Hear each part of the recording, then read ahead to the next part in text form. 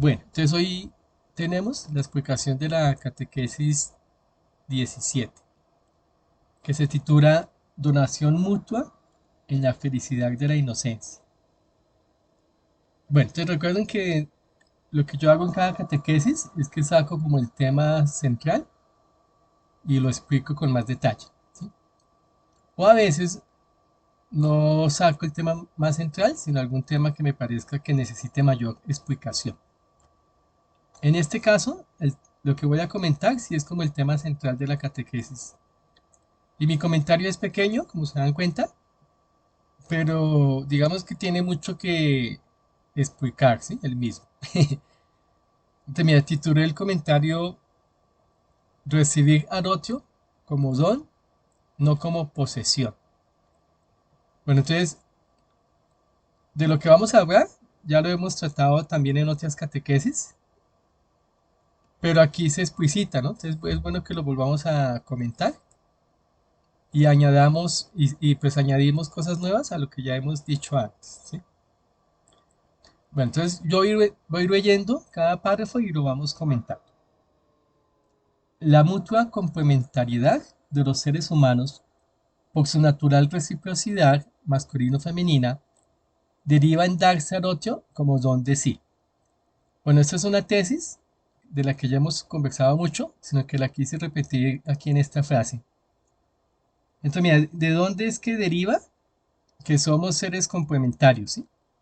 ¿Y de dónde es que deriva en que estamos hechos para entregarnos al otro? En nuestra constitución biológica bisexuada, ¿sí? O sea, el hecho de que seamos masculino y femenino hace que nos necesitemos, ¿sí? Hombres y mujeres, ¿sí? Y esa es nuestra complementariedad. Y de ahí deriva también, ¿sí? Como una implicación necesaria, ¿no? Que estamos dados para darnos al otro, ¿sí? El don de sí. O sea, como yo soy el complemento del otro, ¿sí? Entonces, una de mis tareas es darme al otro y viceversa, ¿sí? Bueno, eso es algo que nace de la antropología del Génesis al proponer que fuimos creados como seres bisexuados, ¿no? O sea, masculinos, femeninos en la especie, ¿no? Entonces, como no somos completos en nosotros mismos, eso es importante, ¿no? Ya hemos dicho que obviamente hoy en día se objeta esa concepción de complementariedad, ¿no? Y se dice en una autosuficiencia de que sí estamos completos en nosotros mismos. Pero bueno, al menos, digamos, biológicamente, antropológicamente hablando, pues eso no puede justificarse, ¿sí? Tal vez psicológicamente hablando o económicamente hablando, bueno, alguien podría justificar que es suficiente. Pero si uno pone criterios, por ejemplo, sociológicos, antropológicos, biológicos, entonces el simple hecho de que seamos masculinos y femeninos implica que no estamos compuestos, ¿sí? Eso no tiene discusión de verdad. Otra cosa es que no pertenezca al sistema de creencias que se venda, ¿no? Que se enseña. Ya eso es algo distinto, ¿no? Cada uno puede asumir el sistema de creencias que a bien tenga.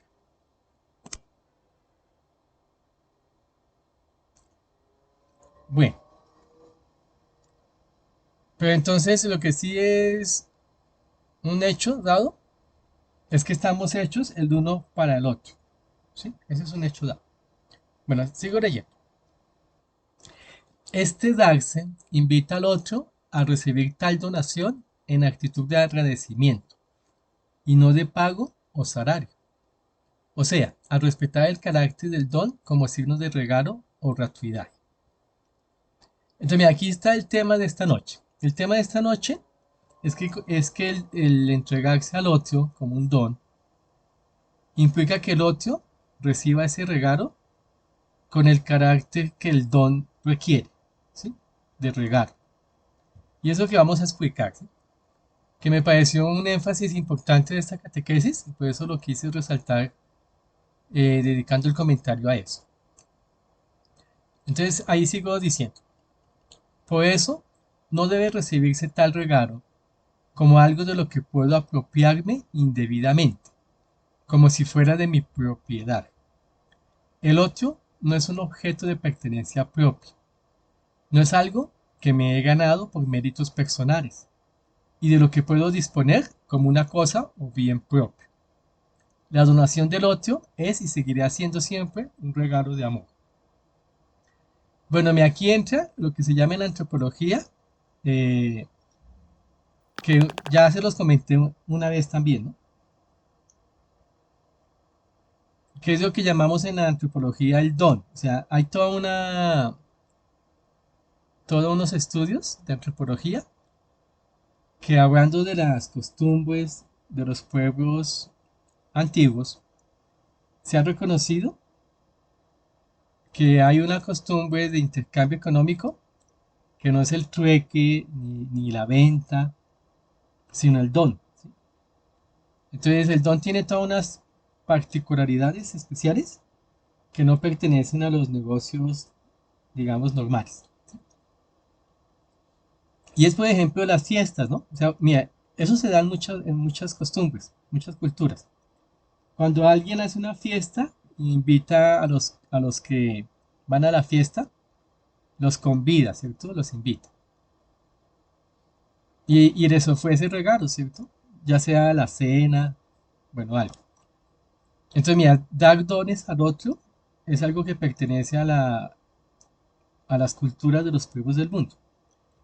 Pero esa lógica del don, pues tiene su naturaleza, que es muy distinta a la del trueque o la de la venta, ¿sí? Bueno. Entonces, mira, de lo que se trata es que si yo me entrego al otro como un don, ¿sí? Entonces el otro también debe recibirme respetando el carácter del regalo que le he dado. Entonces, mira, el primer respeto al carácter del regalo es que no lo tome como si fuera por méritos propios. ¿Cierto? Cuando a mí me dan un regalo, no es porque me lo merezco, o si no, no es regalo, ¿cierto? Si uno se merece algo, no se llama regalo, ¿cierto? Se llama salario.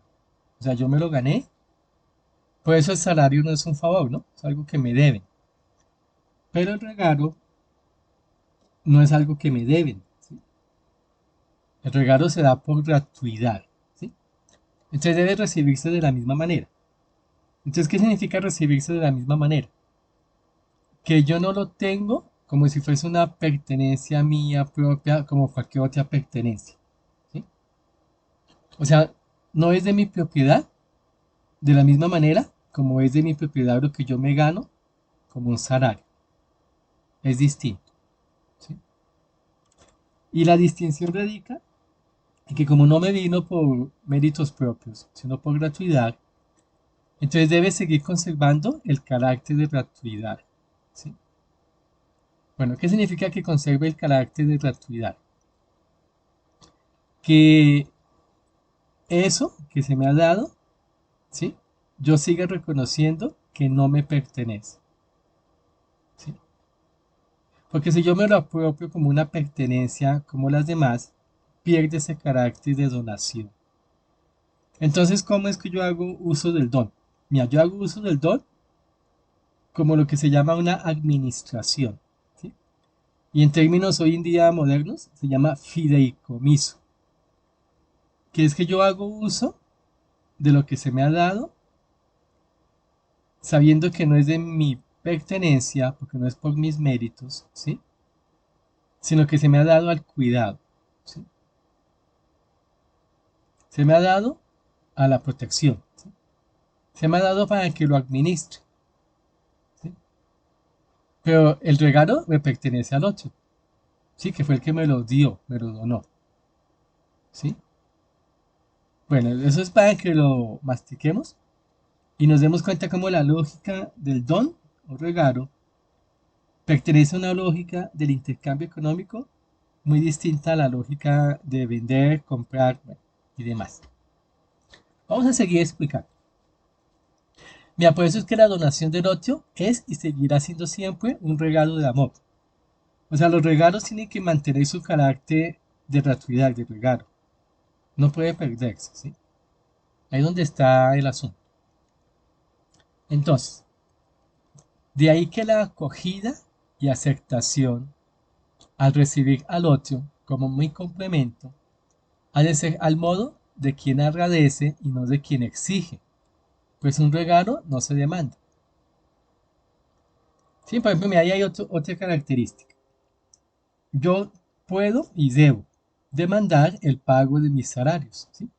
O el reconocimiento de mis méritos. Pero los regalos no se demandan, no se exigen, ¿no? Yo no puedo exigir que alguien me regale algo si no pierde el carácter de regalo, ¿sí? Entonces, mi encuentro con el otro, los dones que recibo del otro, no son algo que yo puedo exigir del otro, ¿sí?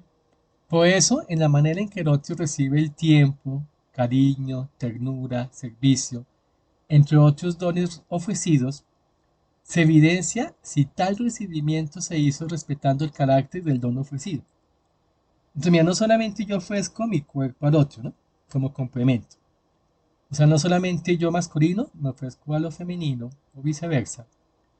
Uno ofrece en ese encuentro muchas cosas, ¿cierto? Tiempo, dinero, cariño, ternura, bueno, besos, caricias, servicios. Pero entonces, eso que yo estoy donando, ¿sí? Evidencia si ha sido recibido adecuadamente, de dependiendo de la manera como el otro lo recibe, ¿cierto? Entonces, dependiendo de la manera en que el otro recibe lo que yo le ofrezco, ¿sí?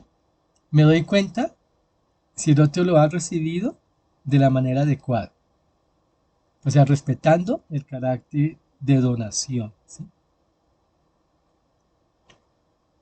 Por eso si el otro me exige, por ejemplo, mía, si en las parejas uno le exige que el otro me dedique tiempo, que el otro me atienda, esa exigencia es que no has entendido que el amor es un acto de gratuidad, porque no puedes exigir nada, ¿sí? Porque estamos hablando de otro tipo de intercambio, ¿sí? Ahí está la clave del asunto. Bueno, sigo leyendo. A esto se refiere la inocencia del mutuo encuentro entre hombre y mujer, al entregarse como don y ser acogido como tal don. Ahí está la evidencia de si mi encuentro con el otro es un encuentro inocente, o sea, no interesado, ¿sí? Es inocente en la medida en que es un encuentro de gratuidad, de entrega mutua. Porque si no es así, si es un encuentro interesado, entonces ya no es inocente, ¿sí? Mira, vuelvo y repito. A esto se refiere la inocencia del mutuo encuentro entre hombre y mujer, al entregarse como don y ser acogido como tal don. Entonces, la inocencia del encuentro radica en que no solamente yo me dono al otro, me entrego al otro, sino que el otro me recibe conforme el carácter de donación, de gratuidad, sin intereses secundarios de una mentalidad estratégica en el que el otro juega el papel de medio para fines personales. Bueno, así es como se define lo que llamamos racionalidad estratégica, ¿no? Es la que se da en los negocios, que es cuando uno adecua medios a fines. Entonces, como yo tengo ciertos fines, yo busco los medios que cumplan el fin. Entonces, mi fin es tener hijos. Entonces, busco al que me permita reproducirme. Mi fin es que alguien me acompañe a viajar. Entonces, busco a alguien que me sirva de buena compañía. Mi fin es prosperar económicamente. Entonces, busco a alguien con quien yo pueda entenderme, ¿cierto? En negocios económicos. Mira, toda esa búsqueda, ¿sí? De medios para adecuación a ciertos fines es la lógica de los negocios, ¿sí? Ahí no hay una lógica de la gratuidad. Entonces, si esa es la lógica que atraviesa mi vínculo de pareja, pues no es la lógica de la antropología judio-cristiana, representada aquí en el capítulo 2 del Génesis, ¿sí? Por eso, mira, si usted necesita a alguien, entonces usted no ama a esa persona. Uno no ama lo que necesita, ¿sí? Uno puede amar lo que no se necesita. Por eso el amor no puede ser necesidad, ¿sí? Bueno,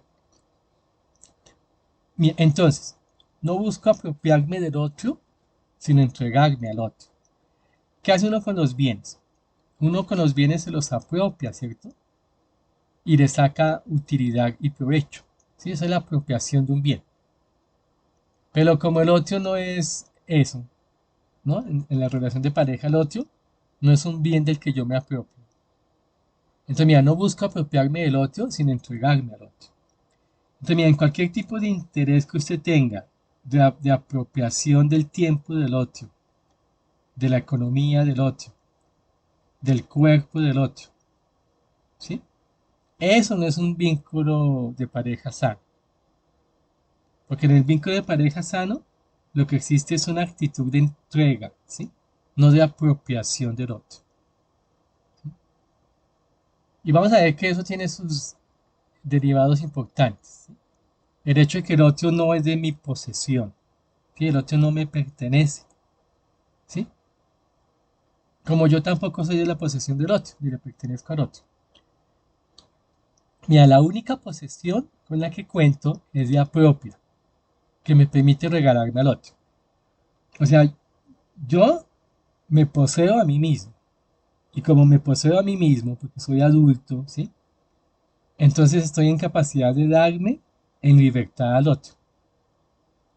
Por eso, mira, la única posesión con la que cuento es la de mi propia vida, ¿sí? Tengo mi tiempo, mi dinero y mi vida hecha. Y esa es la vida que le puedo ofrecer al otro en compañía, ¿sí? Entonces, mira, ya que me poseo a mí mismo, ya que actúo por mi propia voluntad, entonces soy libre para donarme como regalo y no como pago o precio. Sí, mira, si la entrega no es en libertad, si la entrega es en coacción, ¿sí? Es obligada, porque estoy entonces obligado con el otro, porque tengo que pagarle algún favor. Eso ya no sería libertad, ¿cierto? Entonces, mira, como yo me puedo entregar en libertad, es que la entrega es un regalo, es un don. Y ahí entonces llegamos a una implicación que es bien interesante. Entonces dice aquí el comentario. Y así se entiende que todo negocio de amor es un acto de prostitución. Entonces, mira, estamos hablando en este comentario que he titulado Recibir al otro como don y no como posesión. Estamos hablando de dos lógicas de sentido, de mundos de sentido de significado bien distintos. La lógica de la posesión, ¿sí? Y la lógica del don. Son dos lógicas de sentido bien distintos, ¿sí? Entonces, en esta lógica de la entrega como un regalo, ¿sí? Cualquier tipo de negocio, ¿sí? Afectivo es un acto de prostitución, ¿sí? Prostitución que no solo sucede en la economía ilegal, ¿cierto? Que conocemos, sino aún dentro de las sociedades conyugales legalmente establecidas. Recordemos que prostituirse es venderse al mejor postor, y todo lo que se vende ya no pertenece al mundo de sentido del don o regalo. Entonces, mira, el tipo de vínculo, ¿sí? Con el que nos conectamos con la pareja pertenece a una racionalidad totalmente distinta a la de la lógica de los negocios, ¿sí? Que está totalmente llena de intereses personales, de apropiación del otro, ¿cierto? Para beneficio personal. Por eso aquí nos sirve esa lógica de intercambio, de que yo doy y tú me das en correspondencia, ¿sí? Como si fuera un negocio, ¿sí? De oferta y demanda. Es una lógica distinta la que tenemos que utilizar para explicar el encuentro entre el hombre y la mujer, ¿sí? Como pareja. Y por eso se toma como ejemplo la lógica de las costumbres del dono al regalo, ¿no? Que es una lógica de los pueblos primitivos. Porque ahí cambia totalmente la lógica de sentido de los negocios, ¿sí? Bueno, Bueno, quisiera saber si tienen preguntas. He explicado de forma sencillita y rápida, porque ya esto me he referido en otras catequesis, solo que aquí lo quería volver a resaltar, ya que esta catequesis eh, habla de esto de forma más explícita, ¿sí? Pero mira lo que está en juego. Lo que está en juego es que te preguntes si en tu vínculo de pareja, ¿sí? Tú te has conectado con el otro, con qué tipo de interés, ¿sí? Y si has entendido que la entrega es un darse, ¿sí? Es un regalo, ¿sí? Un regalo de gratuidad. O si tú crees que en tu encuentro con el otro, lo que pasa fue que te encontraste algo de lo que tienes que apropiarte para tu propio beneficio, ¿sí? Son dos lógicas bien distintas. O sea, mira, uno cuando se encuentra con el otro, no es como el que se encontró un tesoro y se apropia del tesoro, ¿sí? No.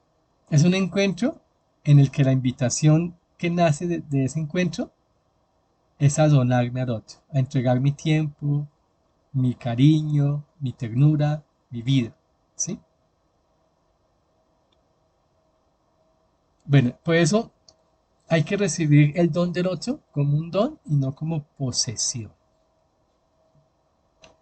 Bueno, escucho comentarios o preguntas si quieren para profundizar un poco más.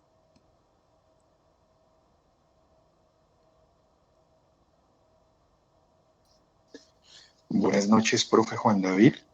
Buenas Una noches, Samuel. preguntita. Qué bueno escuchar. Gracias.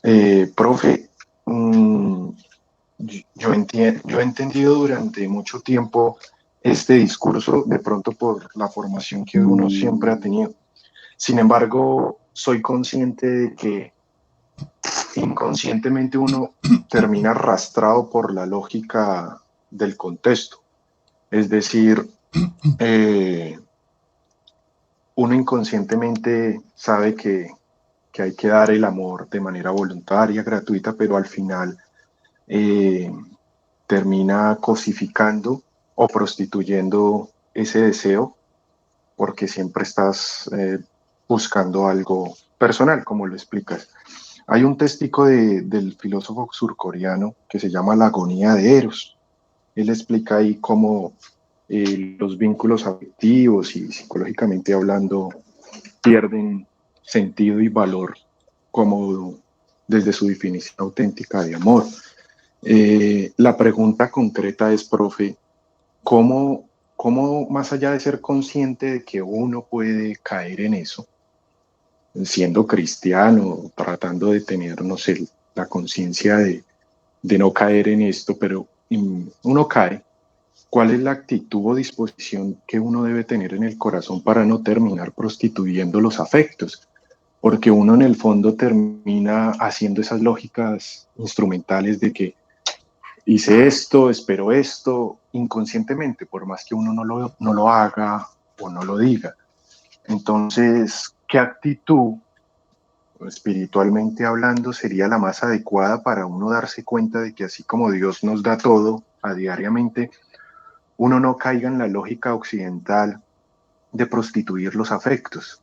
Porque es que yo entiendo el punto, pero inconscientemente uno es como en esa inercia, termina atrapado y uno al final dice, uy, no, pero ¿cómo así? No debo estar esperando porque Dios me da todo y debo más bien valorarlo como eso, como un regalo. ¿Qué actitud espiritual debe tener uno, profe? Qué pena y gracias. Sí, Samuel, gracias por tu pregunta. Sí, mira, yo creo que por eso es que aquí la simple psicología no es suficiente. O sea, sin un referente espiritual auténtico, sin importar la confesión que sea, ¿no?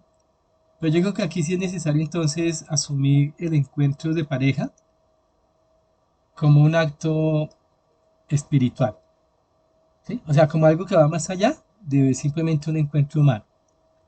Y de pronto ahí nos ayuda en algo la concepción católica del matrimonio, ¿no? Que es muy distinta a la concepción protestante. Para el protestantismo, el matrimonio es un simple vínculo psicosocial, ¿sí? Que tiene que responder a las demandas del Estado, ¿sí? Y de lo legal.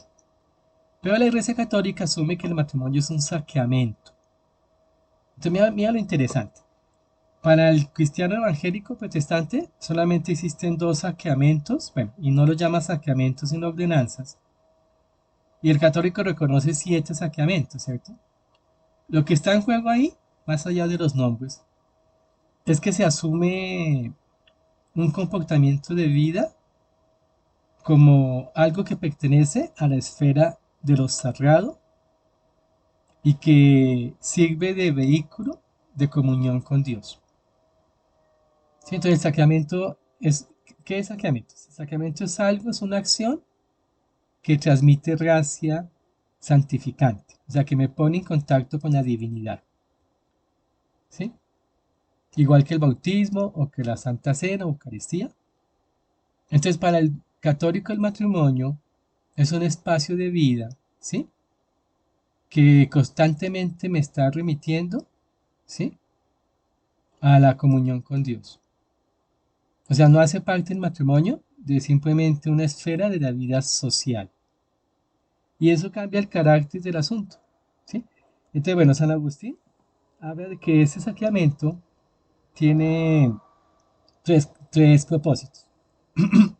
Uno es la procreación. Obviamente, sí, o sea, toda relación de pareja está orientada a la familia, ¿cierto? Porque si no sería un acto egoísta, ¿cierto? Bueno, el otro elemento es que existe el matrimonio, ¿sí? Otro propósito además de la procreación es que nos permite un espacio de autorregulación sexual, o sea, nos permite una expresión del deseo sexual bajo ciertos límites y cánones. O sea que es un medio mediante el cual Dios nos permite regular nuestra sexualidad, ¿sí? El matrimonio. Y así poder tener una sexualidad sana y no apartada, digamos, de las normas de la ética divina o de lo que Dios prescribe para la sexualidad. Y lo tercero es que el propósito del matrimonio es que nos volvamos servidores del cónyuge. O sea, así como el sacerdote es servidor de la feligresía, el, la pareja es servidora del cónyuge, ¿sí? O sea, como servicio al otro. Entonces, mira, si uno asumiera la relación de pareja, ¿sí? En algún espacio de significación espiritual, puede que no sea ese el católico, pero puede que sea otro. Por ejemplo, en el hinduismo se habla de la sexualidad como un acto que es mucho más que un acto sexual, ¿no? Como un acto de desarrollo del alma. Bueno, entonces, a mí me parece, Samuel, que la única manera de que no se nos olvide que el encuentro de pareja o la relación de pareja no es un negocio, ¿sí? De oferta y demanda, sino que es un encuentro espiritual, ¿sí? O sea, que es un encuentro de otro nivel, es que esté enmarcado bajo un horizonte de sentido espiritual. Sí, porque si no está enmarcado en ese horizonte de sentido espiritual, sino simplemente psicológico, ¿sí? Entonces no va a poder tener la connotación de servicio, de entrega, de don, de gratuidad, ¿sí? Entonces ahí lo que tenemos que examinar es desde nuestro sistema de creencias cada uno, cuál es el significado espiritual con que yo estoy entendiendo mi relación de pareja. O sea, si yo le preguntase a cada uno de ustedes, dígame el propósito con el cual usted está con su pareja. Usted me puede responder propósitos que son de nivel psicológico, de nivel social, de nivel económico, de nivel sexual.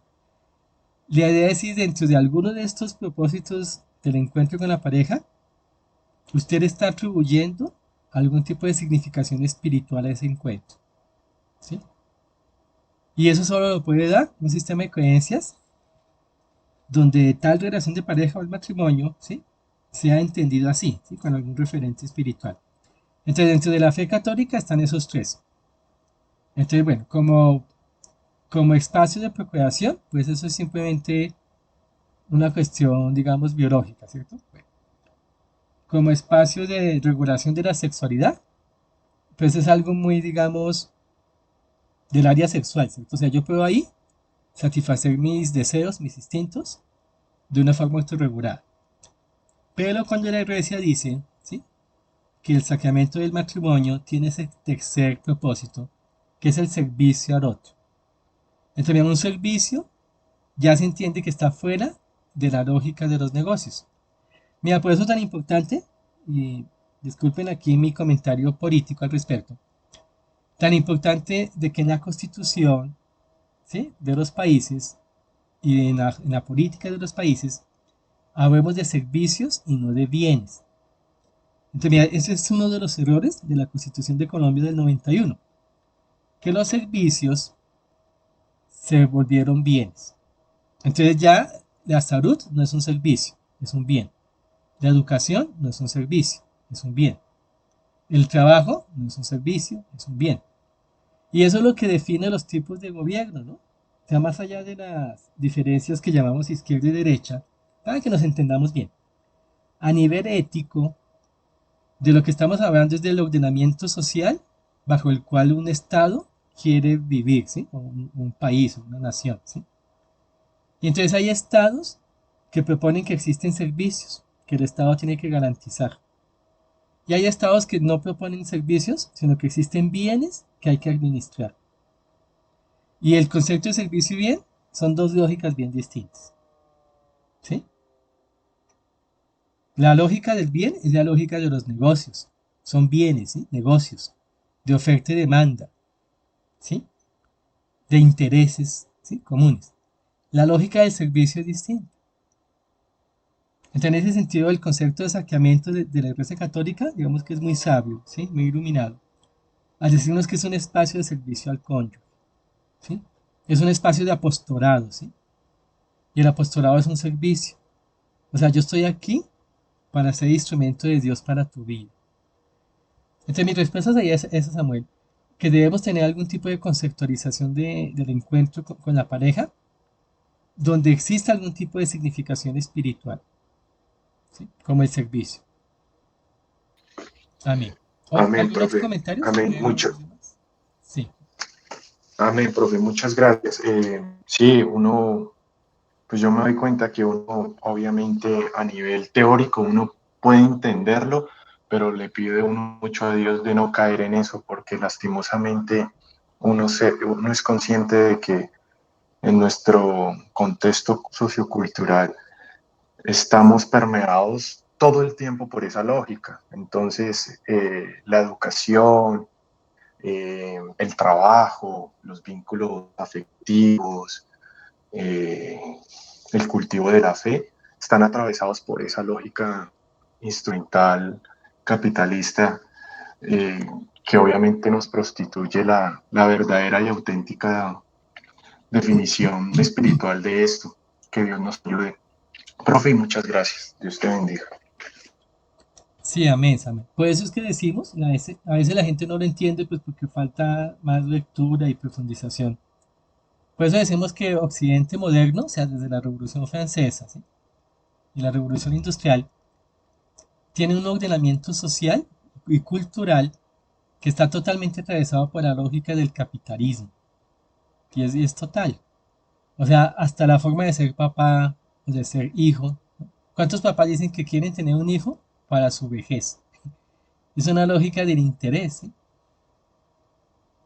Sí, exacto. Por eso es que hay que profundizar estas cosas desde los autores importantes y serios. Y esa lógica del capitalismo que atraviesa Occidente moderno es la que está inundando al mundo. Y es una lógica demoníaca, ¿sí?, satánica, que es precisamente con la que tenemos que combatir. O sea, no puede ser Es que yo cristiano creo, profe, alguien que apoye estos tipos de ordenamientos sociales bajo esa lógica del capitalismo. Sí, Samuel. es que yo creo que eso es lo delicado y que uno como cristiano hay veces, obviamente tiene miedo de incurrir en esa mentalidad instrumental, pero el contexto y el entorno todo lo lleva a eso. Las universidades, la industria farmacéutica, cómo te van a curar, cómo te van a enseñar, incluso en algunos movimientos religiosos también que hacen mercadería con la fe. Entonces, no es fácil porque uno obviamente tiene la voluntad, pero te prostituyen todo. Entonces, yo creo que toca estar vigilante en ese sentido de que la fe se nutra con mucha disciplina así como se busca la disciplina en los negocios o en el éxito de la vida ordinaria, se debe tener una disciplina en la fe que lleva a fortalecer el discernimiento, porque fácilmente se puede incurrir, profe. Fácilmente uno quisiera decir, uy, no, obviamente que no, pero está tan permeado todo que, que adultera todo. Sí, Samuel, mira, a propósito de eso, te cuento una anécdota que es bonita. Mira, Dietrich Bonhoeffer, que fue un pastor protestante alemán, que por defender a judíos estuvo en un campo de concentración nazi y murió en un campo de concentración nazi. ¿Sí? Murió el 9 de abril de 1945, eh, despuesito de que, mira, o sea, antecitos, un mes antes de que los alemanes llegasen a Alemania, a Berlín, que llegaron el 19 de mayo, ¿no? O el 9 de mayo, como que el 9 de mayo fue. Bueno, fue en mayo. Y pues si eso murió, hubiese aguantado un mes más, tal vez hubiese salvado. Pero bueno, Dios sabe todo. Y en las cartas de Dietrich Bonhoeffer, que le escribe a la novia, se consiguen en español, ¿no? Eso las pueden enviar. Es muy bonito cuando él cuenta muchas anécdotas. Entonces cuenta que estuvo 2 meses en Estados Unidos, 2 meses, bueno, no, no digo 2 semanas. Bueno, lo habían invitado a una de esas charlas y no aguantó, porque dijo, en Estados Unidos han prostituido la fe. Entonces vamos a ver qué significa el concepto de prostitución, que de pronto es bueno profundizar. Sí, mira, es tan triste que nuestra propia fe está prostituida, o sea, está atravesada por la lógica del capitalismo. Mira, ¿cuál es la lógica del capitalismo? Es sencillo. Es una lógica de la minimización de gastos y maximización de ganancias. Es una lógica del lucro, ¿sí? De la ganancia. Entonces usted tiene que maximizar la ganancia y minimizar los gastos. Y tiene que acumular y esa ganancia. Es eso, la lógica de la ganancia. Obviamente la fe, pues no, la espiritualidad no pasaría por esa lógica o no existirían mártires, ¿no? Porque un mártir precisamente no gana, sino que lo ha perdido todo, ¿no? Entonces, sí, mira, el evangelio que predicamos, ¿sí? Es un evangelio que se ha prostituido. ¿Sí? Bueno, entonces, mira, ¿qué significa la prostitución? Que es que el comentario con el que terminé es muy importante.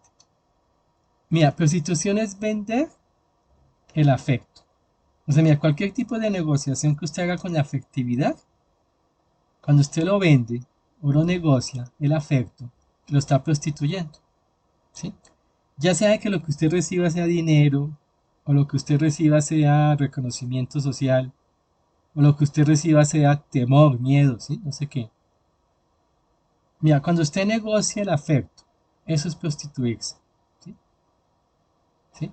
Y dentro de la negociación del afecto, pues puede estar las caricias o los besos, o no, puede que sean simplemente palabras.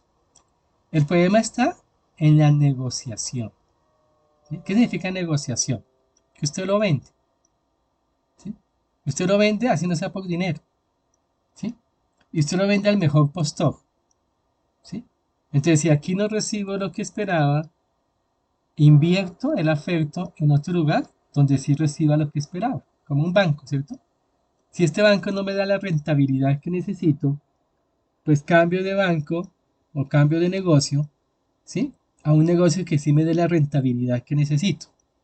Porque como esta mujer, ¿sí? O este hombre que me acompaña, no me da, o sea, la inversión que estoy dando no está recibiendo los frutos esperados, ¿cierto? Porque no recibo sexo, ni tiempo, ni, bueno, quién sabe qué esté yo esperando. Entonces, mira, en todo tipo de lógica, ¿sí? Donde usted esté en esa lógica de la inversión y el recibimiento de ganancias, usted ha prostituido el afecto, ¿sí? Y esa prostitución se da no solamente con la prostituta normal, ¿sí? Literal, se da en las uniones conyugales que tenemos, ¿sí? Y es de esa prostitución de la que tenemos nosotros que apartarnos, ¿sí? Donde se cosifica al otro. O sea, el otro simplemente es un instrumento, es un útil para mi bienestar, ¿sí? Para que me cocine o para que me mantenga también, ¿sí? Bueno, o Dios sabrá para que me satisfaga, ¿cierto? Entonces, si mira, Occidente, de verdad les digo, pues les digo que cuando en filosofía, algo que se llama los filósofos tradicionalistas, o los comunitaristas también, o los maestros de la tradición, cuando decimos que Occidente es la caída en la oscuridad intelectual más grande que ha tenido la humanidad, en la historia que conocemos de la humanidad. Que, o sea, nunca ninguna civilización, bueno, Occidente no puede llamarse civilización, nunca ninguna sociedad, ¿sí? Ni la China, ni la India, nunca, ni los indígenas, ni Egipto en el pasado, ninguna, ha caído en una oscuridad intelectual tan grande como la caída de Occidente moderno. Es para que vayan entendiendo dónde está la lógica de estas apreciaciones valorativas de Occidente, ¿sí? Y para eso hay mucha buena literatura, que yo tengo los autores, están en español y lo podemos leer para que nos ilustremos al respecto. Occidente en ningún sentido, ¿sí? Es un ejemplo, ni una luz, ni un modelo, para nada. ¿Sí? Ni siquiera de lo que Occidente se precia como la libertad. ¿No? Occidente no entiende qué es la libertad real. Para eso hay que ver a los comunitaristas, ¿sí? Como Richard Rorty, Alistair McIntyre, Charles Taylor, muy importante, todos los comunitaristas. La libertad de Occidente no es libertad, es simplemente la hegemonía de los deseos individuales. ¿Sí? Y la hegemonía de los deseos individuales no puede llamarse libertad. Precisamente eso es la mayor esclavitud que existe. ¿Sí? Hacer lo que a mí se me dé la gana es la mayor esclavitud que existe. O sea, vivir conforme los apetitos de mi corazón, eso no es libertad. La mayor libertad es la libertad de mí mismo. ¿Qué es lo que significa poseerme a mí mismo? Cuando yo me poseo, es que yo me domino, yo me gobierno. ¿Sí? La mayor libertad es el gobierno de sí mismo. Y lo que Occidente entiende por libertad es el desgobierno de sí mismo. ¿Sí? El gobierno de sí mismo es dominio, control. Bueno, por ahí para que vayamos entendiendo, por eso la libertad debe predicarse, es de las libertades del colectivo y no solo de las libertades individuales. Mira, las libertades individuales sí tienen un espacio, pero dentro del horizonte de sentido de las libertades del colectivo. Dentro, no por fuera.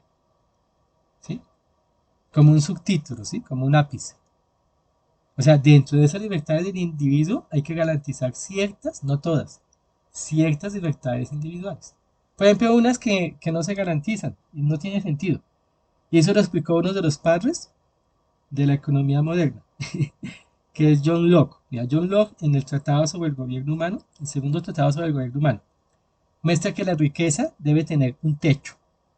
¿Qué significa que la riqueza tenga un techo? Que yo no tengo la libertad de una riqueza ilimitada.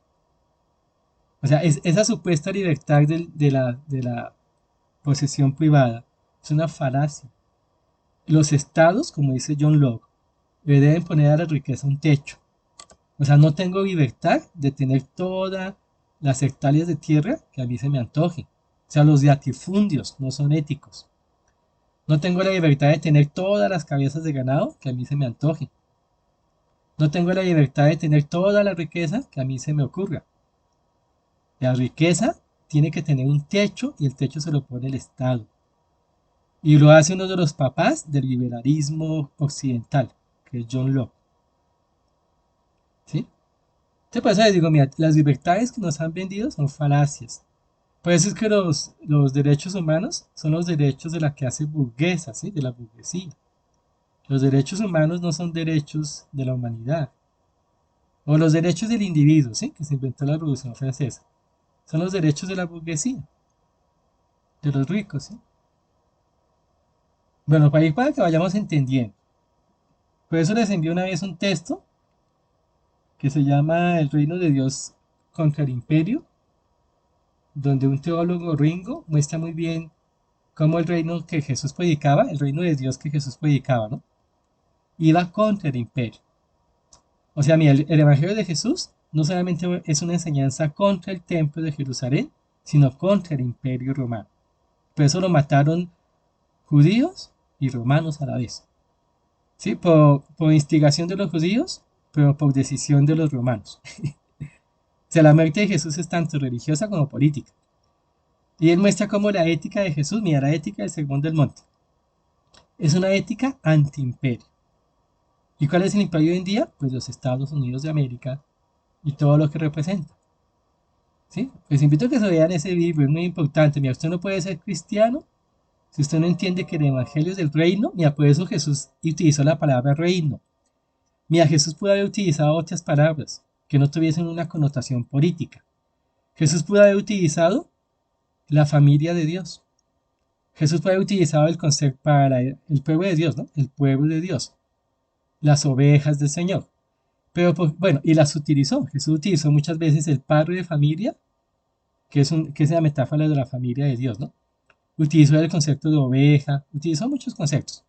Pero ¿por qué dentro de esos conceptos, el concepto que Jesús más utiliza repetitivamente, recurrentemente, sistemáticamente, es el concepto de reino? Porque Jesús estaba dando una connotación política al reinado de Dios y se estaba oponiendo al reino, ¿sí? Al imperio. ¿Sí? Entonces, por eso, mía. Y eso, hoy en día, el imperio es el imperio del capitalismo, es la lógica que nos gobierna. El etos cristiano es un etos que se opone a esa lógica del imperio, que es la lógica del capitalismo, que es que todo es negocio, todo es ganancia. No, mira, aquí hay formas de relacionamientos con el otro que no pasan a través de la ganancia, que no son un negocio, que pasan es a través del servicio, ¿sí? De la donación, del regalo, de la gratuidad. Y esa es la lógica que nos tiene que impregnar, ¿sí? La lógica del reino es del reino de Dios, es la lógica del servicio, de la entrega, de la donación de sí. ¿Sí? Bueno, amén. Amén. Bueno, escucho si tienen algún otro comentario, sugerencia.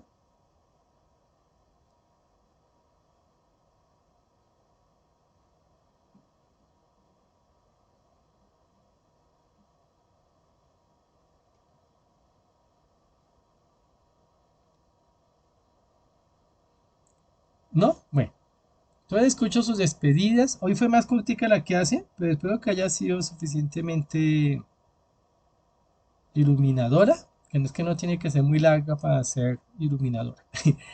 Y que Dios nos ayude, ¿no? A entender que, mira, nuestro encuentro de pareja es un encuentro que se da en la lógica de la gratuidad, del servicio, ¿sí? Y de la entrega al otro. Esa es la lógica del encuentro de pareja.